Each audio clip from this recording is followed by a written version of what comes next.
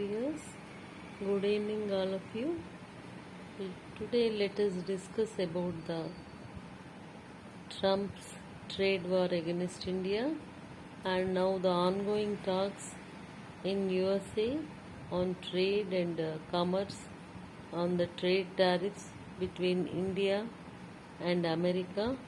The Indian exports are being heavily taxed by the or levied tax by the USA government, and not only taxes on Indian products, it also has raised the price of H1B visas.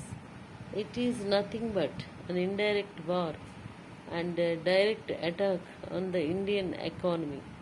In one way, he is calling Modi as my best friend, as my good friend, and the another way he is banging the head of Indian trade and commerce and the aspirants and of the software personals or techies or professionals or the doctorates or the PG students or the degree students who are willing to study and get employment in USA.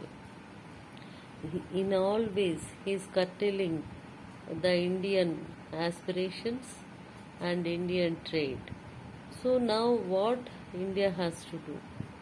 India has already has its own plans, like against the trade and tariffs issue. India has diversified its trade. It has started its effort in diplomatic way. Already it has entered into an FTA, the fixed trade agreement with UK 3 months ago, and not only with UK, with all European Union countries, India is making trade nowadays with a diversification of trade.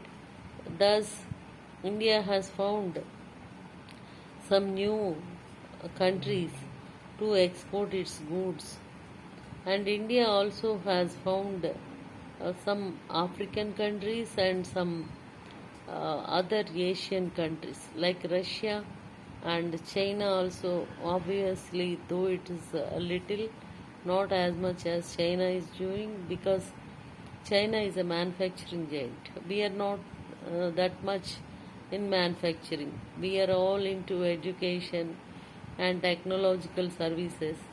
We are dominating the world. That has become a heartburn to USA, especially to Trump, who takes crazy decisions, and he has imposed $1 lakh as H1B visa fees. So no software company or no employer will take Indians or any other nationals by paying $1 lakh as H1B visa fees. So this is obvious. So we have to find suitable options for this.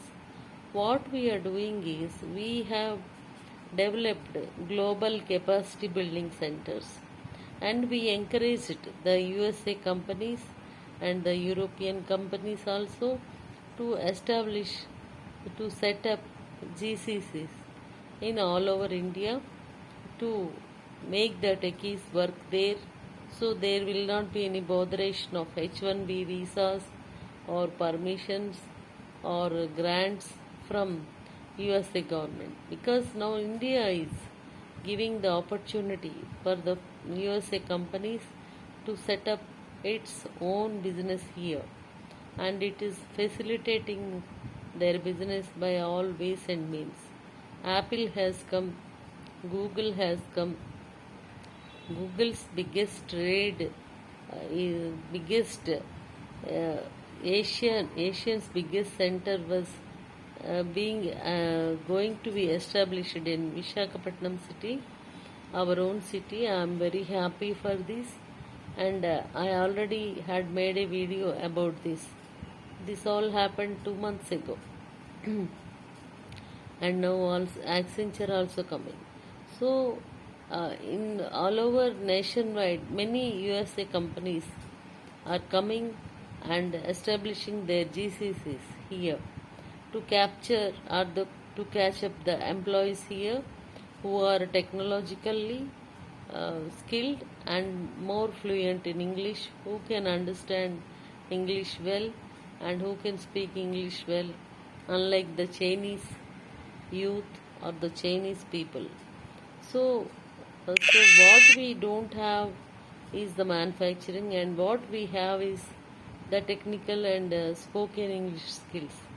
So we are more dependent on our HR, human resources, for for gaining or for earning the foreign exchange reserves from all over the world. And now India has to set up. The third thing is India has become a global leader and highly populated and most diplomatic country. Though Trump is throwing words like pans and bowls on the Modi ji or India in Modi ji is more patience, showing more patience, and he is bearing all the blames and the tariffs war against India, and he is very silent. And recently he has made a trade agreement with Mauritius. The trade will happen in Indian currency or in Mauritius currency. Thus, he started de-dollarization. Now, the BRICS meeting is going on in Brazil. He sent Jaishankar, the External Affairs Minister, to that meet in place of Modi ji. So, the BRICS people also are interested in developing a unique currency, and they are more willing to do in their own national currencies rather than dollars. And India also uh, has has expressed their the country's unwillingness to be in SWIFT. Trump is threatening that I will throw you out of SWIFT. SWIFT is a banking system to do business and trade in the form of dollars, and it has also he has also threatened Brazil, Russia, and China that I will throw you all out of SWIFT. But nobody is threatened by that. And this is one more strategy that for de-dollarization and doing business in their own currencies among the BRICS nations, and not only BRICS nations, with all neighboring nations. India has to do trade in their own currency. And now the next one is the global leadership of India, and India is not only a leader in politically, it has grown up politically very much from the small developing country to towards the developing economy. Now India is the fourth largest economy. Soon it will become the third largest economy, maybe in 5 or 10 years more. So now uh, India is focusing more on the agriculture and textiles, fisheries, and exports of textiles, jewels, and gems to all other countries. Not only that, India is more campaigning about Swadeshi, and Swadeshi Atmanirbharta means doing our own business within our own country, because ours is the highest populated country in the world. So now we need not search for markets all over the world. Thus they have reduced the GST on many goods, textiles, jewels, gems, customer needs, these groceries, and vehicles, cars, bikes, TVs, ACs, fridges, everything, so that 2.6 lakh crores of uh, income is being generated within India, and thus the market is in circulation fully at this moment of Dashara and Deepavali festivals. So, thus, India has developed more Swadeshi Nirbharta, Atma Nirbharta, and this is one strategy to get rid of the Trump tariff war against India. So, not only this, and the global capacity building centers is also one more strategy. And Trump cannot do anything to India more than that. And Trump has put sanctions on the port in Iran. So, the port was put under sanctions in view of curtailing the crude supply from Russia through the Jabhar port, and now India is again trying to do its crude oil business with Iran. Earlier, India used to do 20% of crude oil business with Iran, but in the wake of friendship and in the wake of diplomacy, diplomatic relations and bilateral relations with America, it has stopped importing crude oil from Iran. Now, India is again trying to do import of crude oil from Iran. It's already declared that wherever the item is cheaper, we do our business with that country and in our own currency. With Russia in rubles and rupees, and with Iran in its own currency. So now uh, Trump has no more uh, voice to threaten India.